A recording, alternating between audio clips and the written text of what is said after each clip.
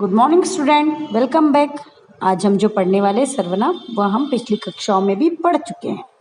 इसी प्रकार हम जानते हैं कि वे शब्द जो संज्ञा के स्थान पर आते हैं सर्वनाम कहलाते हैं। सर्व का अर्थ है सब और संज्ञा का अर्थ है नाम, मतलब सर्वनाम का अर्थ हुआ सबका नाम। सबके नाम के बदले जो शब्द इस्तेमाल होते हैं वे सर्वनाम। अगर हम उदाहरण के माध्यम से देखेंगे तो मोहित ने मोहित के भाई से कहा, मोहित की माँ से पूछकर कल मोहित के दोस्त के घर जाएंगे। इस वाक्य में बार बार मोहित शब्द से वाक्य का सौंदर्य पूरा चला गया। अब इन्हीं वाक्यों में हम सर्वनाम के साथ पढ़ेंगे। मोहित ने अपने भाई से कहा कि वो माँ से पूछकर कल अपने दोस्त के घर जाएगा। इससे वाक्य पढ़ने में अच्छे और सही भी लगे।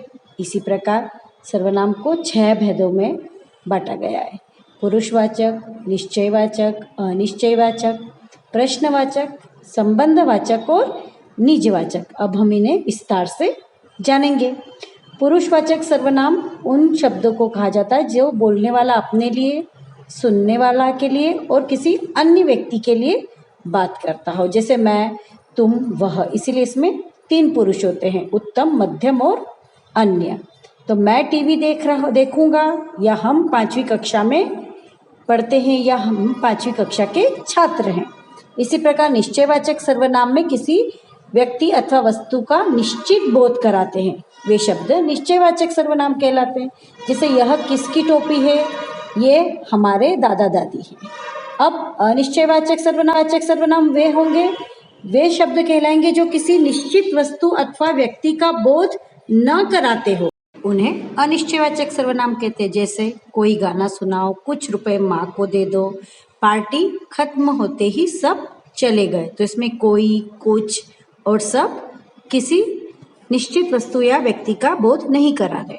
अब प्रश्नवाचक सर्वनाम, जिन सर्वनाम शब्दों का प्रयोग प्रश्न पूछने के लिए किया जाता है उन्हें प्रश्नवाचक सर्वनाम कहते हैं। जैसे यह टीवी कौन लाया, तुमने क्या खरीदा।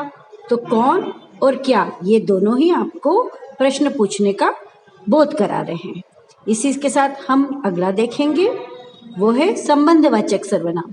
जो सर्वनाम शब्द वाक्यों में आए संज्ञा या सर्वनाम का संबंध बताते हैं उन्हें संबंधवाचक सर्वनाम कहते हैं। जैसे जो परिश्रम करेगा वह सफल होगा, बच्चे वही कहानी सुनेंगे जो नहीं हो। तो इसमें जो, वह, वही और नहीं, जो सर्वनाम शब्द निज यानी स्वयं के लिए प्रयोग किए जाते हैं वे निजवाचक कहलाते हैं।